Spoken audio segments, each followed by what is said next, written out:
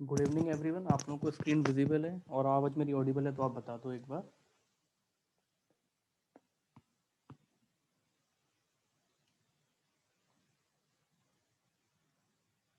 Fine. तो ये last section है हमारा आज मॉडर्न इंडियन हिस्ट्री का, और कुछ इंपॉर्टेंट क्वेश्चंस हैं। 15 क्वेश्चंस का एक सेट है जिससे हम फाइनली वाइंड अप करेंगे अपनी मॉडर्न इंडियन हिस्ट्री।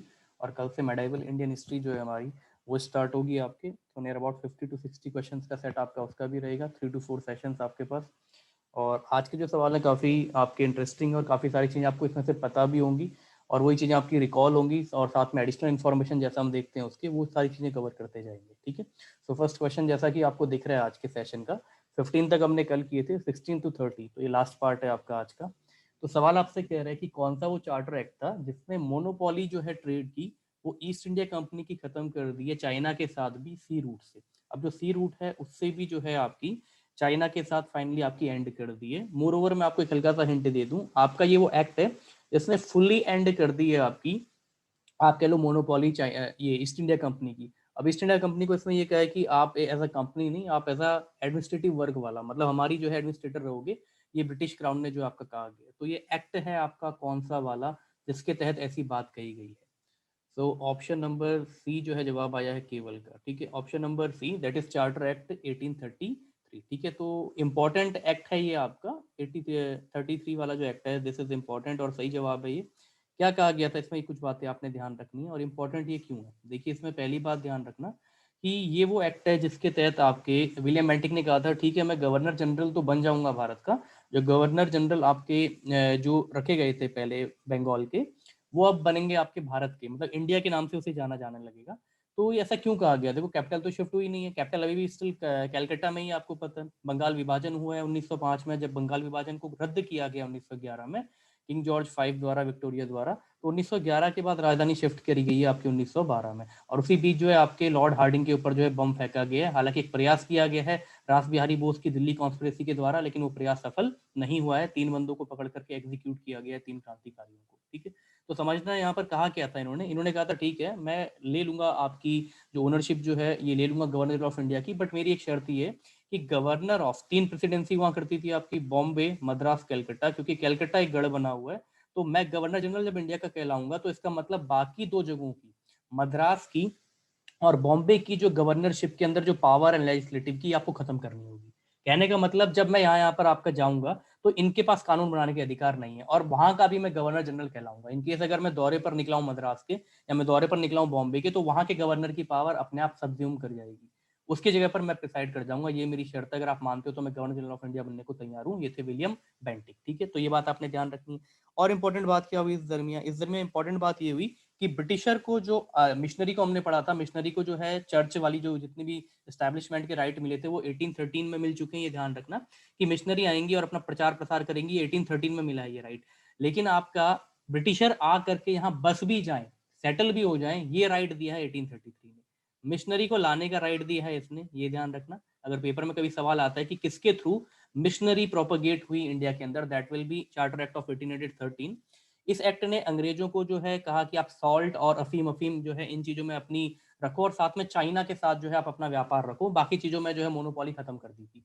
इसने मोनोपोली पूरी एंड कर दी 1833 ने। इसने भी कर्व किया था आपकी, लेकिन कर्व करने के साथ कहा था कि ठीक है अफीम हो गया, सॉल्ट वॉल्ट हो गया, इस पर जो है आपको, और चाय हो गई, टी हो गई, इस पर आपको जो है हम राइट देते हैं अलग से, और साथ में चाइना के साथ व्यापार करने पर भी आपको राइट देते हैं। बाकी जगह पर जो है नेपोलियन बोनापार्ट कह रहा है कि मैं भी एक जो है फ्रांस की अच्छी ताकत बन चुका हूं, तो मैं भी जो है अब यहाँ पे दोबारा ट्रेड करना चाहता हूँ। तो रानी ने कहा कि ठीक है दूसरी कंपनियों को भी हम मौका देंगे भारत में काम करने का। और देखते देखते फिर बाद में आपको पता है कि 1833 में पूरा डाइल्यूट कर दिया कंपनी को, ये मैंने आपको बता दिया, एडमिनिस्ट्रेटिव बॉडी की तरह इसने काम किया। ठीक है, तो ये ध्यान रखना। 1784 पिट्स इंडिया एक्ट काफी फेमस है यार। विलियम पिट आपके प्राइम मिनिस्टर हुआ करते थे उस वक्त आपके। ठीक है, वॉरेन हेस्टिंग जो है आपके गवर्नर जनरल जो रहा करते थे, उनके वक्त की ये बात है आपके पास। तो ये जो है आपका क्या हुआ कि जो पिट्स इंडिया एक्ट था इससे ड्वेल गवर्नमेंट सिस्टम बनाई गई। ठीक है, ड्वेल गवर्नमेंट सिस्टम क्या होता है कि ईस्ट इंडिया कंपनी के लिए 2 चीजें निकाली गई वहां से। कहा गया कि एक होगा आपके पास बोर्ड ऑफ कंट्रोल, ठीक है, बोर्ड ऑफ कंट्रोल, और सीओडी है ना, कंट्रोल ऑफ डायरेक्टर है ना। 2 तरह की चीजें निकाली गई कि भैया एक व्यक्ति जो है आपका ईस्ट इंडिया कंपनी को देखेगा, और दूसरा जो भी आपके वहां पे फैसले होंगे ब्रिटिश गवर्नमेंट के उनको जो है इंप्लीमेंट कराएगा। ठीक है, कोर्ट ऑफ डायरेक्टर और बोर्ड ऑफ कंट्रोल। तो कोर्ट ऑफ डायरेक्टर और बोर्ड ऑफ कंट्रोल ये दो तरह की चीजें बनाई गई आपकी ईस्ट इंडिया कंपनी के अंदर से।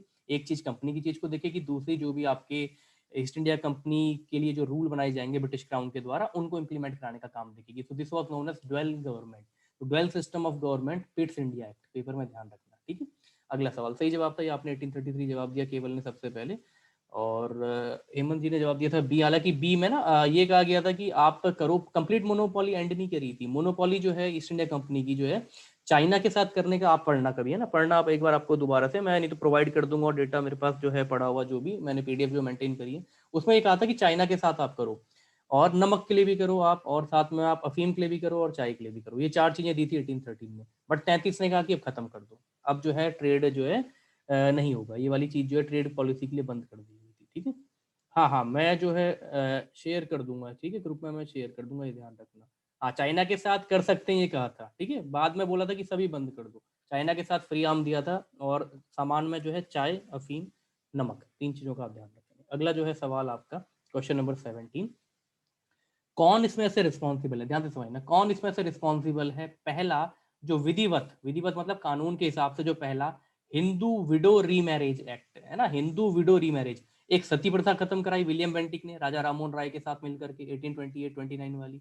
एक हिंदू विडो रीमैरिज की जो विधवा है वो दोबारा से शादी कर सकती है, इसके लिए ड्राफ्ट किया गया 1856 में, ठीक है। तो 1856 में ड्राफ्ट किया गया, और 1858 के आसपास से जो है ये प्रॉपर रूप से आपका लागू हो गया, ठीक है, कि विडो भी जो है दोबारा रीमैरिज कर सकती है। तो इस बात को आगे बढ़ाने के लिए, इस बात के अग्रज कौन थे, मतलब जिन्होंने इस बात को आगे फॉरवर्ड किया कि यार इस तरह से विडो की रीमैरिज का एक एक्ट बनना चाहिए अपर कास्ट में इंडिया के अंदर, ठीक है। जो अपर कास्ट की जो महिलाएं हैं वो विडो अगर हो गई हैं जल्दी उम्र में तो रीमैरिज उनकी हो सकती है। तो इससे संबंधित आपके कौन से व्यक्ति है, ये व्यक्ति आपने बताने, option C, option C, Sarita ji ने जवाब दिया, हेमंत, केवल सब ने जवाब दिया, option C is the right answer, Ishwar Chandra Vidyasagar, ठीक है। ये बात आपने ध्यान रखनी है। हालांकि ये बिल जब ड्राफ्ट किया गया था, ठीक है, ड्राफ्ट किया गया था 1856 में, so at that time when this bill was drafted, तो पर्टिकुलरली आपका 1856 के बाद लॉर्ड डलहाउजी, डलहाउजी था यहाँ पर। लेकिन जब ये बिल इनेक्ट हो गया, पास हो गया आपका, तो उस वक्त यहाँ पर है ना 1857 के दरमियान हमने देखा कौन था, लॉर्ड कैनिंग। तो अगर ड्राफ्ट किसके वक्त में हुआ आएगा, देखो ड्राफ्ट होना और पास होना अलग बात है ना, हो सकता है जब मैंने बिल रखा, क्योंकि बिल तो एक्ट बनने में साल भी लग सकता है, कुछ बिल ऐसे होते हैं जो 2-2 साल बाद एक्ट बन पाते हैं आपके, तब तक आपके संसद भवन में चलते रहते हैं, पोस्टपोन होते रहते हैं ये सारी चीजें। तो ड्राफ्ट 1856 में हुआ है, तब डलहौजी था यहाँ पे, और जब ये बन चुका तब लॉर्ड कैनिंग था। 1857 आपको पता है, ठीक है, the first vice Roy of India, जो वाइस रॉय आपका बनाया गया। राजा राम मोहन राय के बारे में आपको पता ही है, ब्रह्म समाज वाले राजा राम मोहन राय, इन्हीं में से जो है पहली स्प्लिट पड़ी थी। देखो ध्यान से समझना, राजा राम मोहन राय के बारे में थोड़ी और बातें सुन लेना। जो इन्हें मॉडर्न इंडिया का फादर भी कहा जाता है, या फादर ऑफ मॉडर्न रिनाइसेंस इन बंगाल, ये भी कहा जाता है, कि जो पुनरुत्थान हुआ है एक मॉडर्न बंगाल का, उसके जो आपके फादर माने जाते हैं वो राजा राम मोहन राय माने जाते हैं। तो राजा राम मोहन जो राय हैं, इन्होंने सबसे पहले एक आत्मीय सभा बनाई थी, आत्मीय सभा बनाई थी। अगर पेपर में आएगा कि राजा राम मोहन राय की क्या क्या चीजें अभी आप क्लियर कर लो, 1850 में एक इन्होंने सभा बनाई थी। ऐसे इन्होंने एक ब्रह्म सभा बनाई थी, ब्रह्म समाज नाम नहीं था इसका, इसका नाम था पहले ब्रह्मो सभा, और यही बाद में जाकर के आपकी ब्रह्मो समाज के नाम से कन्वर्ट हुई 1828 में, ठीक है। कैलकाटा में ये भी बनाई। कुछ बातें और ध्यान रखना राजा राम मोहन राय के बारे में। राजा राम मोहन राय को जो है आपका पत्रकारिता का भी शौक था काफी सारा, और इनको बहुत सारी भाषाओं का ज्ञान था। तो इन्होंने पर्शियन भाषा में एक अखबार लिखा, पर्शियन भाषा में इन्होंने संपादन किया एक अखबार का जिसका नाम था मीरत उल अखबार। ये 1822 में इन्होंने किया था प्रकाशन। और इससे एक साल पहले बंगाली भाषा में, क्योंकि बंगाली तो ये थी, बंगाली भाषा में जो इन्होंने किया है संवाद, संवाद जिसे हम कहते हैं कम्युनिकेशन, तो संवाद मराठी में है ना, वीरेंद्र कहा जाता है, वीरेंद्र कहा जाता है, तो ऐसी संवाद है, संवाद को संवाद कहा जाता है, संवाद कौमुदी, ये बंगाली में एक अखबार है, 1821 में इसका प्रकाशन किया। तो राजा राम मोहन राय के बारे में आपने इतनी बातें ध्यान रखनी है। हुआ क्या कि राजा राम मोहन राय की मृत्यु के बाद ये जो है दो सेक्टों में जो है आपका, मतलब मेन जो है इसको देवेंद्रनाथ टैगोर देखने लग गए थे।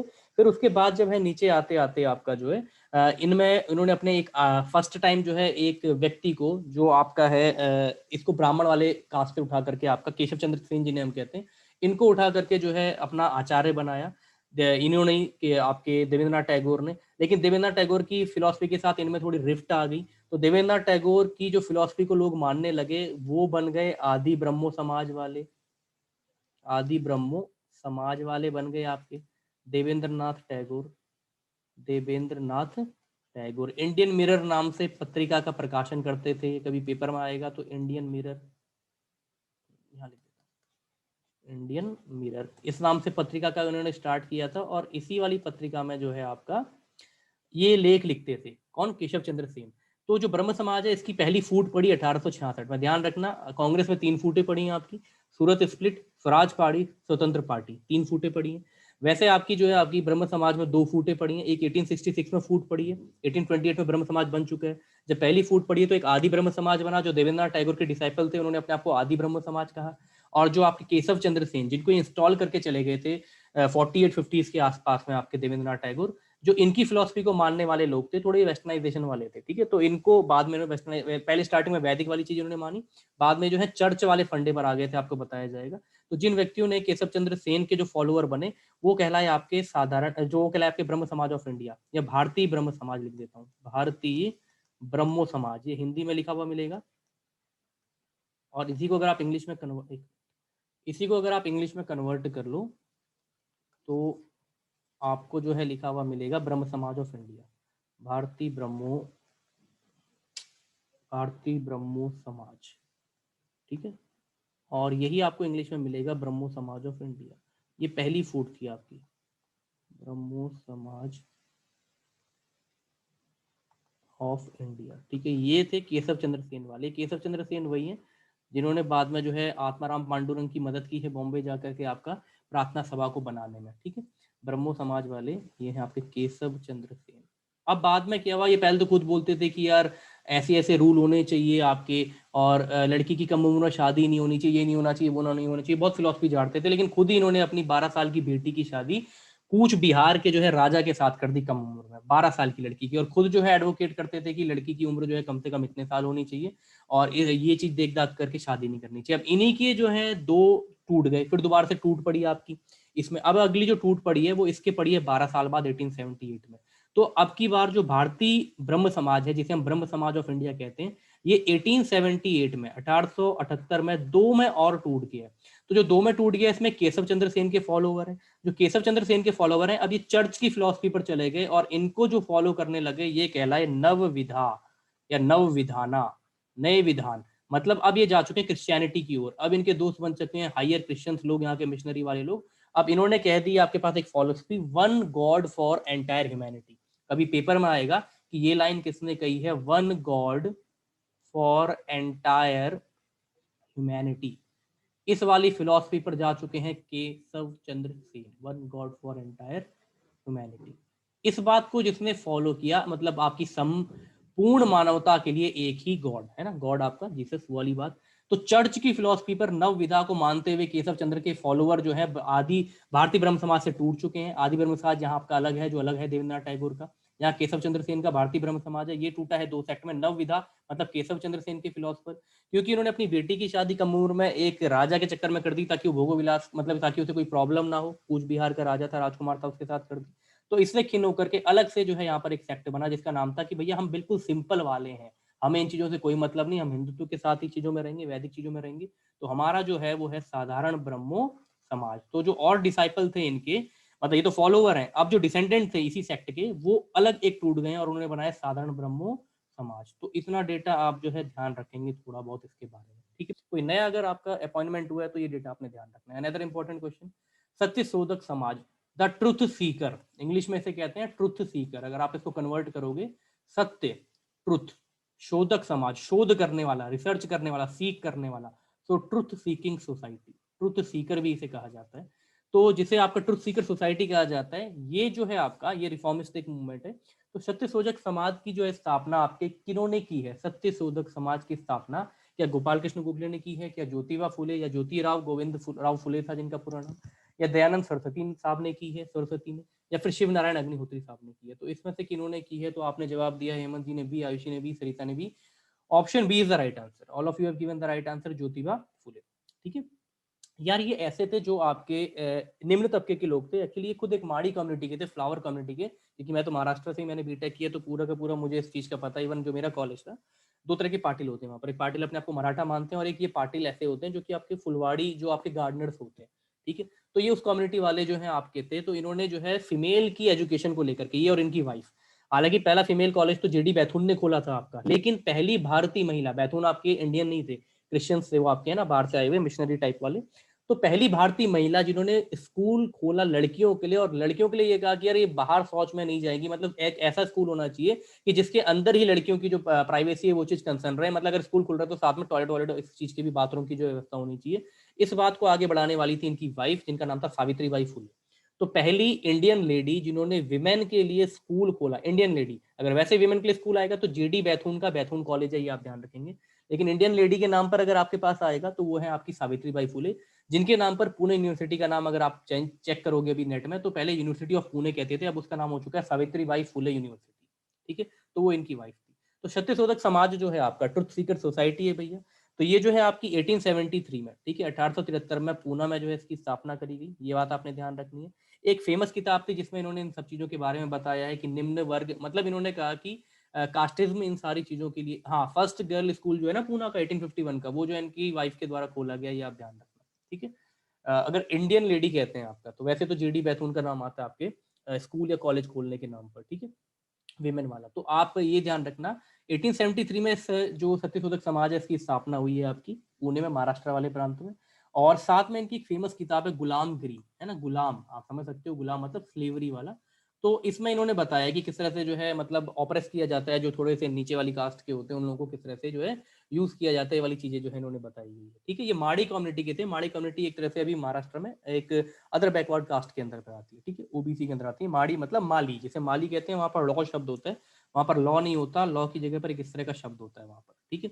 तो ये जो थे एक फ्लावरर थे या गार्डनर थे, ये आप समझ, ठीक है, इस बात को ध्यान रखना।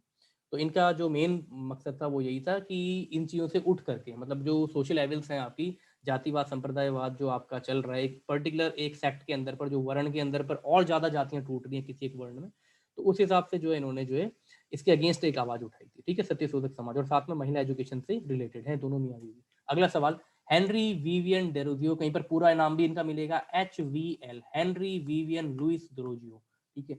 इन्होंने एक मूवमेंट स्टार्ट किया था, यंग बंगाल मूवमेंट। इंपॉर्टेंट इसलिए हो जाएगा क्योंकि इसके तर्ज पर जो है यंग इटली जो है अखबार भी हमारे यहाँ पर प्रकाशित हुआ है उत्तराखंड में, ठीक है, बताया गया है आपको पहले भी, तरुण बंगाल, है ना।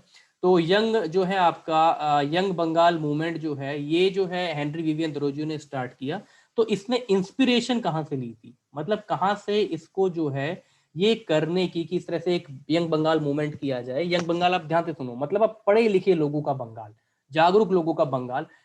हेनरी विवियन डेरोजियो के बारे में थोड़ी सी हल्का सा आपको दे देता हूँ। ये आपके जो है एक हिंदू कॉलेज था, बीएचयू से कंफ्यूज मत होइएगा, हिंदू कॉलेज कोलकाता में था। राजा राम मोहन राय ने मदद की थी इसकी नींव को रखने में। और अगर आएगा हिंदू कॉलेज के संस्थापक कौन थे, तो ये अंग्रेज थे, डेविड हेयर, डेविड हेयर, ये भी ध्यान रखना, डेविड हेयर थे फाउंडर हिंदू कॉलेज के। यार ये हिंदू कॉलेज कैलकाटा का है आपका, ठीक है। तो इस हिंदू कॉलेज के प्रोफेसर थे आपके HVL Derozio, Henry Vivian Louis Derozio. तो इन्होंने एक यंग बंगाल मूवमेंट की, एक क्रांति की, भैया हमको भी आगे मौका दिया जाए इन चीजों का, और फ्रीडम ऑफ स्पीच, अब ध्यान से सुनना वर्ड को, जहां पर ये बात की जा रही है कि फ्रीडम दी जाए, लिबर्टी दी जाए लोगों को। तो अब ये वाली चीज इन्होंने इंस्पिरेशन कहाँ से लिया होगा, ये वर्ड हमने संविधान में जब अपने प्रियम्बल में देखे हैं, इंडस्ट्रियल रेवोल्यूशन, केवल जी ने जवाब दिया नहीं नहीं नहीं। देखो ध्यान से सुनना, मैंने दो तरह के वर्ड बताए थे आपको। हमने एक जगह पे कहा था कि हमने जस्टिस की तीन चीजें उठाई हैं किसी एक देश से, एक जगह हमने वॉच डॉग वर्ड उठाए हैं, जैसे हम कहते हैं लिबर्टी, जैसे हम कहते हैं फ्रेटर्निटी, भाईचारा, लव, ठीक है। और ये वाली चीजें जो हमने लिबर्टी, इक्वालिटी और फ्रेटर्निटी, इस तरह की जो चीजें हमने उठा रखी हैं आपकी। तो ये वाले वर्ड हमने उठा रखे हैं कौन सी रेवोल्यूशन से, फ्रेंच रेवोल्यूशन से 1789 की, ये ध्यान रखना। तो इससे ये प्रेरित थे कि भैया आपकी जो है लिबर्टी मिलनी चाहिए, फ्रीडम ऑफ स्पीच और एक्सप्रेशन मिलना चाहिए हम लोगों को।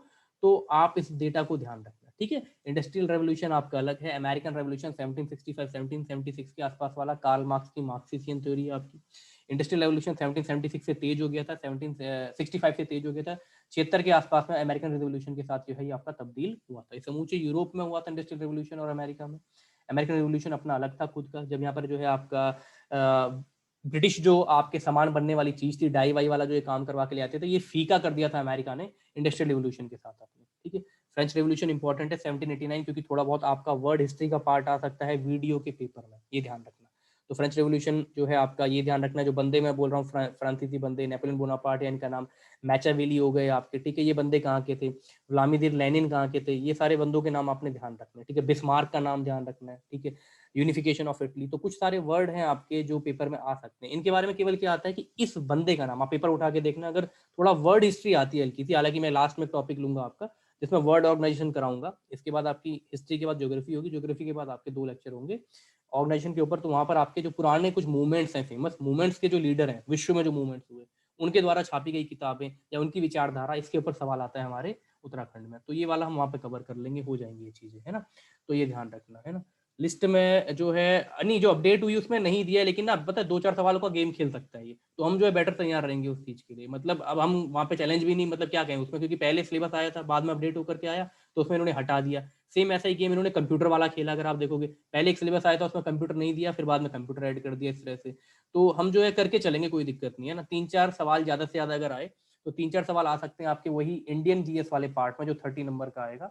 तो कोई नहीं, 3-4 रेवोल्यूशन है आपके, फ्रांस थोड़ा सा पढ़ना है, इटली थोड़ा सा पढ़ना है, जर्मनी थोड़ा सा पढ़ना है, रशिया थोड़ा सा पढ़ना है, ठीक है। तो ये 4 चीजें पढ़नी है। ब्रिटेन तो आप समूचा पढ़ते ही आ रहे हो, क्योंकि भारत के ऊपर ब्रिटेन का ही साम्राज्य था, आधिपत्य था 350 साल के आसपास तक। तो हो जाएगा कवर, कोई दिक्कत नहीं है। अगला सवाल क्वेश्चन के माध्यम से कवर होगा, कोई बोरियत भी नहीं होगी उसमें। अगला सवाल, कौन सा वो व्यक्ति था जिसने इस कॉन्सेप्ट को एडवोकेट किया, एक कास्ट, एक जाति, एक रिलीजन, एक धर्म और एक भगवान, ठीक है।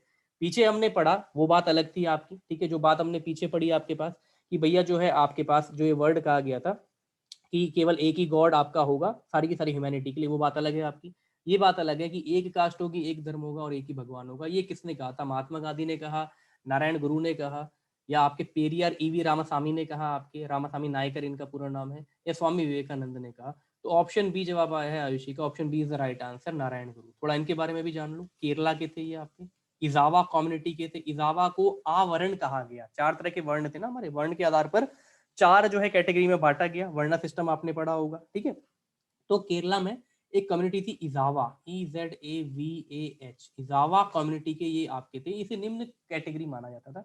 तो मतलब इनको मंदिर अंदर छूने को अभी भी आपने देखा है ना, केरला सबरीमाला और ये सारे आपने देखे, कई सारे अयप्पन टेम्पल, कई जगहों पर ऐसा जो है आपका फीमेल्स को जो है नहीं जाने दिया था, एंट्री जो है अलाउड नहीं है। तो आपको ऐसा ही जो केस है आपका, ये वाला केस था कि ये वर्शिप नहीं कर सकते, ये सब नहीं कर सकते, और इन्हें समाज में थोड़ा नीचे रखा जाएगा, ये सारी चीजें। तो इन्होंने क्या किया था, इन्होंने इसके अगेंस्ट आवाज उठाई थी।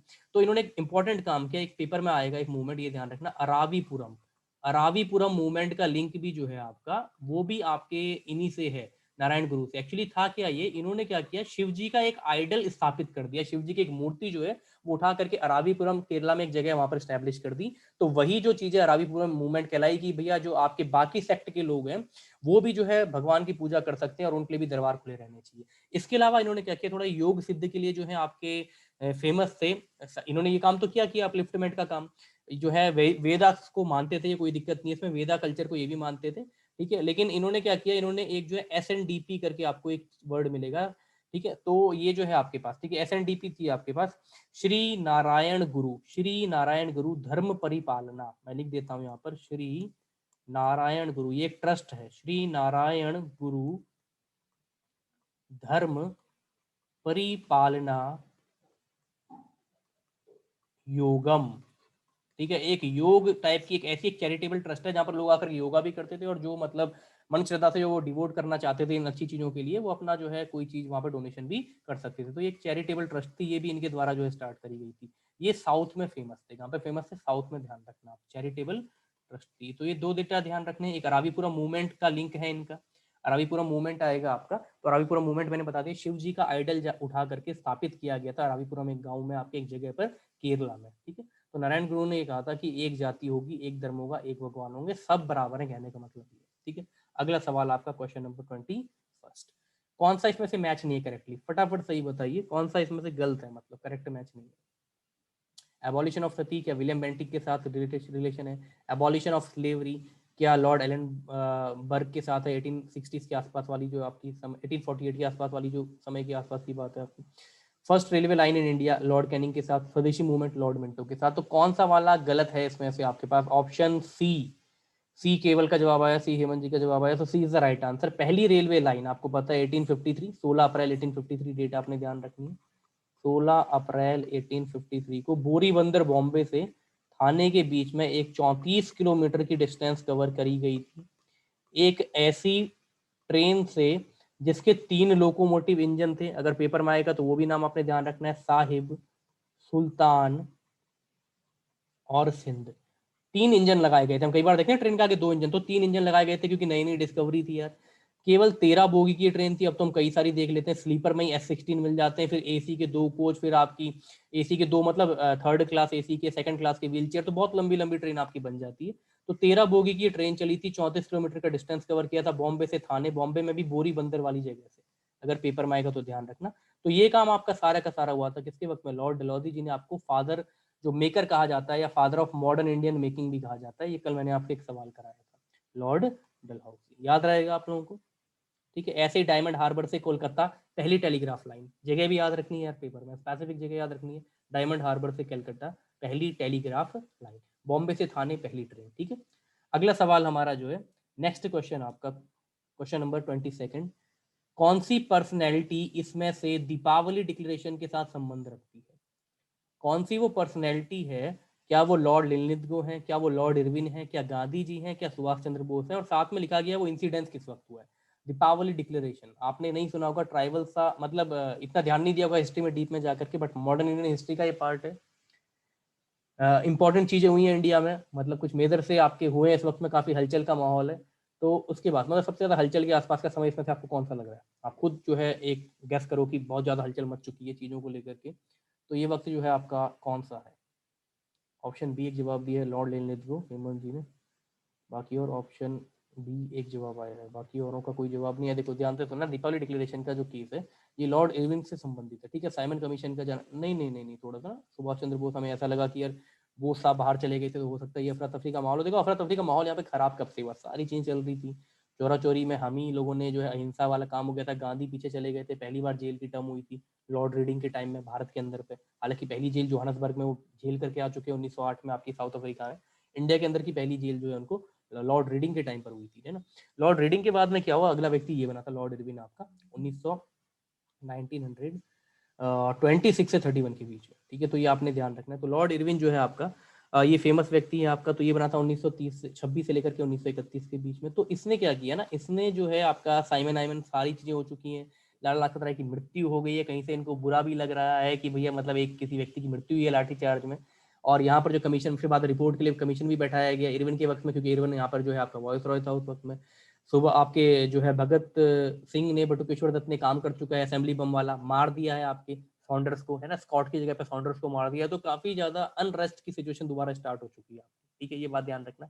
फिर बाद में जाकर के दोबारा गांधी से एक पहल की जाती है कि भैया कोई काम करो, तो गांधी जी जो है दांडी मार्च लेकर के एक नया हथियार लेकर के आते हैं। तो दीपावली डिक्लेरेशन क्या था, ध्यान से सुनो, जो इन शॉर्ट हमारी बात है।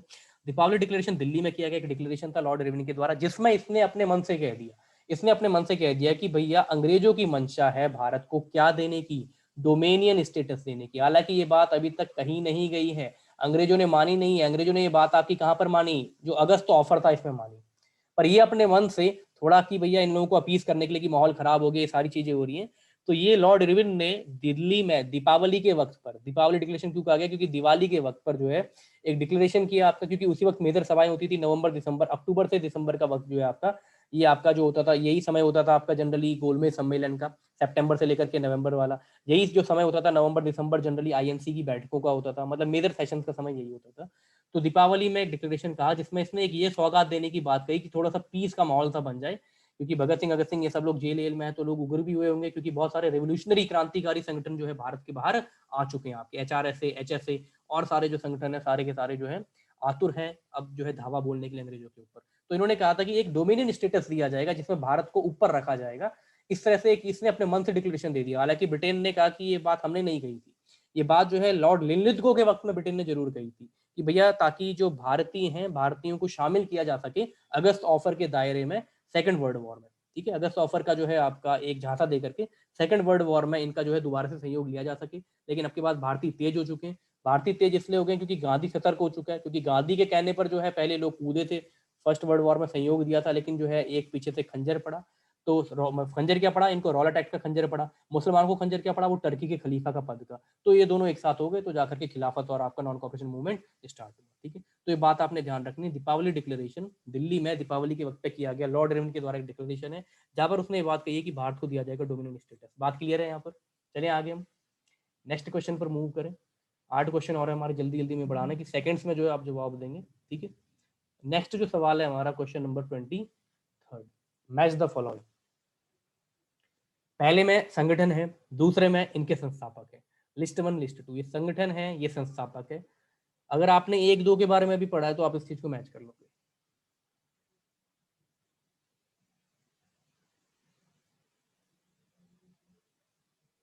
एक जवाब आया बी। ठीक है, बी जवाब आया हेमंत जी का। तत्वबोधनी सभा मतलब देवेंद्रनाथ टैगोर, वही आपके आदि ब्रह्म समाज वाले। ठीक है, प्रार्थना समाज आत्माराम पांडुरंग, अभी थोड़ी देर पहले मैंने नाम लिया था। आर्य समाज स्वामी दयानंद सरस्वती। सेंट्रल हिंदू कॉलेज बनारस की, इसकी जो है आपकी स्थापना का श्रेय किसे आता है? Annie Besant. ठीक है, तो बिल्कुल सही है। 1 के लिए 1 है, 2 के लिए 2 है, 3 के लिए 3 है, 4 के लिए 4 है। तो कई बार ऐसा भी मिल जाता है कि सुमिलित हुई चीजें वहां पर मिलती हैं। ठीक है, तो ये आपने ध्यान रखना है। ठीक है, तत्वबोधनी सभा का बिल्कुल सही है, B is the right answer. Tattvabodhini Sabha का लिंक आएगा तो 1839-40 के आसपास में है ना, 39-40 के आसपास का यार ये टाइम है। एक बार आप कंफर्म भी कर लेंगे। इस वक्त पर जो है इस सभा की जो आपकी बात की थी, प्रार्थना समाज आपका आत्माराम पांडुरंग ने किया था। बॉम्बे जाकर के केशव चंद्र सेन ने कहा कि ठीक है आप जो है एक समाज बनाओ, तो आत्माराम पांडुरंग ने इस चीज की स्थापना करी। आर्य समाज जो है आपका, ये आपका हुआ था बॉम्बे में, स्वामी दयानंद सरस्वती का 1875 के आसपास वाला।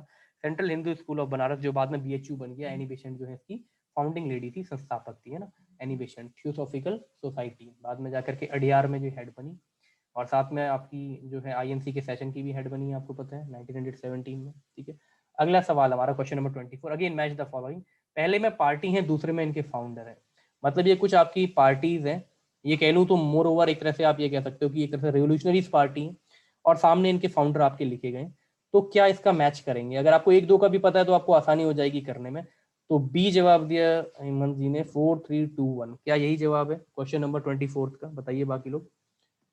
क्वेश्चन नंबर 24 का जवाब आयुषी ने ए जवाब दिया, सो ए इज द राइट आंसर। देखो स्वराज पार्टी, ठीक है, स्वराज पार्टी आपको बताई थी मैंने, चितरंजन दास और मोतीलाल नेहरू, जब गांधी का चौरा चौरी हो गया था।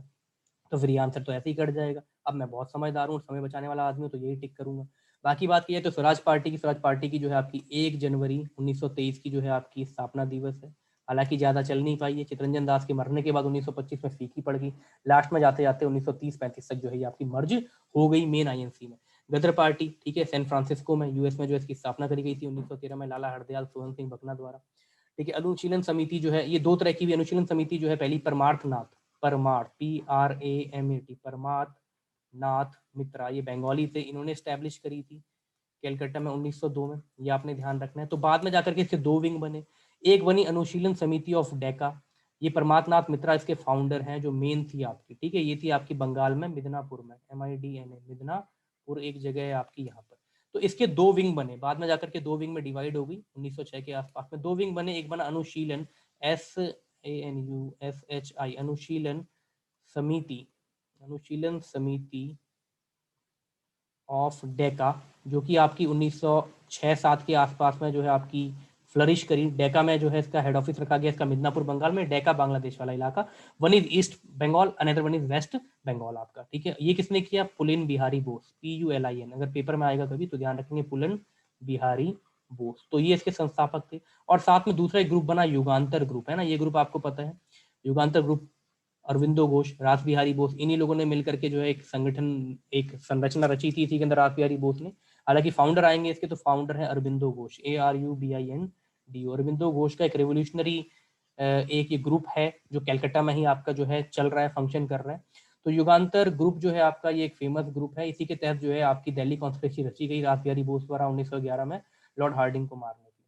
तो अरविंदो घोष और साथ में आपके ये हमारे जो नरेंद्र नाथ दत्ता, हमारे स्वामी विवेकानंद इनके छोटे भाई, वो भी थे आपके, दत्ता ही साहब थे, तो वो भी इसके फाउंडिंग मेंबर है, ध्यान रखना। अरविंदो घोष और आपके दत्ता हैं जो विवेकानंद के ब्रदर हैं, एग्जैक्टली नाम रिकॉल नहीं हो रहा है मुझे, वो भी इसके फाउंडिंग मेंबर है, ये आप ध्यान रखेंगे। ठीक है, तो युगांतर वाला फैक्ट ये है। उसके बाद गदर पार्टी आपको बता दी गई, अनुशीलन समिति बता दी गई, 1902 में स्टार्ट हुई, 1906 में इसके 2 विंग अलग अलग हुए आपके, एक डेक्का वाला और दूसरा युगांतर ग्रुप। इसके फाउंडर ये बताए गए हैं, इसके फाउंडर पुलिन बिहारी बोस बताए गए हैं। अगली जो है आपकी अभिनव भारत सोसाइटी, तो ये जो है आपकी बाहर जो है भी स्थापित हुई और इंडिया में भी स्थापित हुई। तो ये जो है आपकी है अभिनव भारत ये है वीडी सावरकर, सावरकर बंधु द्वारा। तो वीडी सावरकर ने जो है इसकी स्टैब्लिशमेंट करी, ये आपने ध्यान रखना है। और कब करी है? 1904 में, 1904 में, ठीक है। विदेश में भी हुई है, लंदन में भी, और इंडिया में भी हुई है, पूना में। तो ये बात आप ध्यान रखेंगे। अगला सवाल, ठीक है, उम्मीद है आपको क्लियर हो गया डेटा। क्वेश्चन नंबर 25, कौन सा पहला भारतीय है हमारा, हाँ, लाला हरदयाल और सोहन सिंह भकना, ये सब जो है गदर पार्टी वाले हैं, आपने ध्यान रखना है। बाद में गुरजीत सिंह कोमिकाता मारू वाले, वो भी इसमें मिल गए थे। और जो आपके यहाँ से भागे थे रास बिहारी बोस, तो भाग करके गदर पार्टी में शामिल हुए थे। थोड़ा मैं आपको बता दूं, पहले गदर पार्टी के गदर के फंक्शनरी बने थे, बाद में जाकर के वो और अलग होकर के इंडियन इंडिपेंडेंस लीग की उन्होंने स्थापना कर दी टोक्यो में, जापान में, ठीक है। सवाल है आपका, पहले जो भारतीय हैं जिन्होंने इंडियन सिविल सर्विस की जो है पेपर पास किया इंडियन हिस्ट्री में, तो मैं बता दूं 1861 से जो है पेपर होना आपका स्टार्ट हो गया था। एक तरह से 1861 से जो है ब्रिटिश सिविल सर्विस वाली बात कही गई थी। तो 1863 में जो है विदेश में लंदन में जाकर के इन्होंने पेपर जो है पास किया है, ठीक है। 1919 के बाद लंदन और दिल्ली साइमल्टेनियसली दो जगह पे पेपर होंगे, ये कहा गया आपका, ठीक है। लेकिन 1863 तक, 1919 तक बाहर ही जाके पेपर देना पड़ता था, लंदन तक। एक कंडीशन और थी कि आपको विदेशी लैंग्वेज में, कम से कम एक विदेशी लैंग्वेज में पेपर को पास करना है। तो सत्येंद्रनाथ टैगोर साहब ने 1863 में पेपर पास किया, और इन्होंने मेरिट में आए थे ये आपके लैटिन और ग्रीक दोनों की दोनों भाषाओं में, दो भाषाओं में इनके जो है अव्वल स्कोर था, ठीक है। एक तो छोड़ो, दो भाषाओं में इन्होंने जो है एक मेरिट निकाली थी आपकी, मतलब जितनी भी पोस्टें होती थी उसमें से, ठीक है। तो नहीं यार, कंफ्यूज मत होना, कई लोग ना सत्येंद्र, ये जो आप लोग कंफ्यूज हुए, ऐसे मैं भी कंफ्यूज हुआ करता था स्कूल टाइम में अपने 8th 9th में। सुरेंद्रनाथ बनर्जी, सुरेंद्रनाथ बनर्जी वो व्यक्ति हैं, पहले भारतीय व्यक्ति जिन्होंने बंगाली अखबार, एक था बंगाल गैजेटी, एक है अखबार द बंगाली। द बंगाली एक अलग अखबार है, ये जो भारत के अंदर भारतीय व्यक्ति के द्वारा छापा गया पहला अखबार है आपका द बंगाली, ये है आपका। वैसे आपका जो अखबार है ना, वो अखबार है आपका जेम्स अगस्टस हिकी का द बंगाल गैजेटी, ठीक है, वो आपको पता है। 1779 1780 के आसपास में, ये वाला जो है 1800 के आसपास वाला आपका अखबार है। तो द बंगाली अखबार के जो आपके हैं वो है सुरेंद्रनाथ बनर्जी। तो कंफ्यूज नहीं होना, सत्येंद्रनाथ टैगोर सिविल सर्वेंट है, सुरेंद्रनाथ बनर्जी पहले भारतीय व्यक्ति हैं जिन्होंने कलकत्ता से द बंगाली नाम का अखबार जो है प्रकाशित किया। क्लियर है डेटा आपको, यहाँ तक चीज क्लियर है। क्वेश्चन नंबर नेक्स्ट, ध्यान रखना है ना, कंफ्यूज मत होना। अगला जो सवाल है क्वेश्चन नंबर नेक्स्ट आपका 26, कौन सा इसमें से करेक्टली मैच नहीं है। या फिर एक काम करते हैं, सेशन को यहीं पे रोकते हैं, ठीक है। आप जुड़ना 5 मिनट बाद, 5 सवाल बच गए वो हम पूरा करेंगे ताकि कल के लिए पेंडेंसी ना रहे। 5 मिनट बाद आप जुड़िएगा, जो 5 सवाल है उसे हम जो है डिस्कस करेंगे। इसमें से ये सवाल आपके सामने दिख रहे हैं, यहीं से हम स्टार्ट करेंगे, ठीक है। आफ्टर 5 मिनट जुड़िएगा, केवल 1 मिनट बच गया, सेशन एंड हो जाएगा। इससे बढ़िया हम अगले वाला जो है आपका वहीं पे 5 मिनट में स्टार्ट करते हैं, और 5 क्वेश्चन रहेंगे, 10-15 मिनट का काम है मुश्किल, ठीक है। चलिए।